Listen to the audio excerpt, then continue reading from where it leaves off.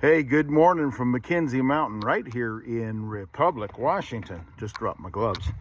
Oh, was doing some haying this morning. Not much. I just got a bale of hay, and then I got some new cattle feed, a new bag of dog food, and got all those things set out and did all of that this morning. Got it taken care of. Just got all of that done up. Animals are watered, the troughs are full. So I just sitting here. Ground is kind of mushy. I used my pick. I had the hay in the back of the pickup, and so brought it over here where I keep the hay. Ground is kind of mushy. I had to put it in four-wheel drive to actually get it to move after I got pulled up without any trouble. But once I wanted to pull back out, it didn't want to go anywhere, and with a little mud. Anyway, got that taken care of now, and those things done. My bride's got my grandson in doing his schoolwork this morning already, and a little cooler than it has been. I think it's probably right at freezing out here right now, not just about, something like that. So it's a little bit cooler than it has been, but it's not supposed to be cold, really. Supposed to get up to 40 or something today, and no snow or anything on the ground or forecasted. People are already making plans, contingencies for fire season. Usually, we have a bad fire season here, but it usually seems like it's the end of August. There's fires before then, but the bad part of the season is the end of August through September. October, by the end of October, by the middle of October, things start getting better that way.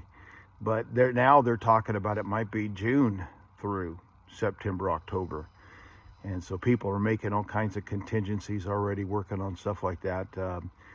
People talking, extra tanks of water. One guy was talking about a fire they had where they evacuated the town back in 2015, I think it was.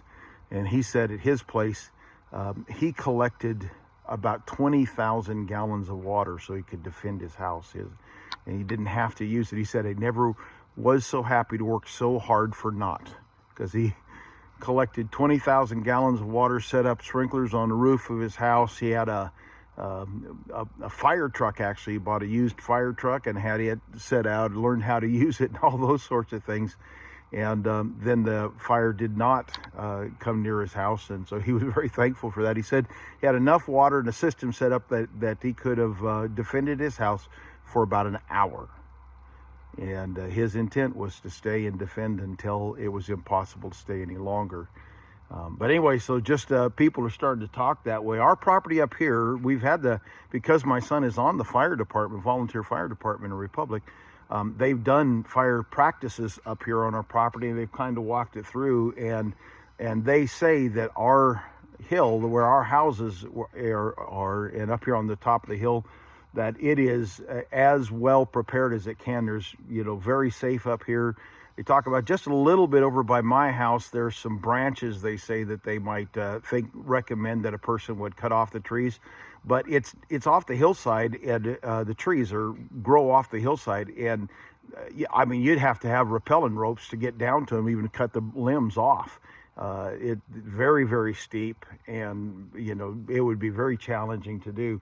But other than that, up on the top of the hill, we're in good shape. Of course, around the base is all got growth, and then we've got the cattle, so they keep it all in the pasture. They keep all that down, so that's not really going to be much of an issue if the fire season really does become as problematic as they expect it to be.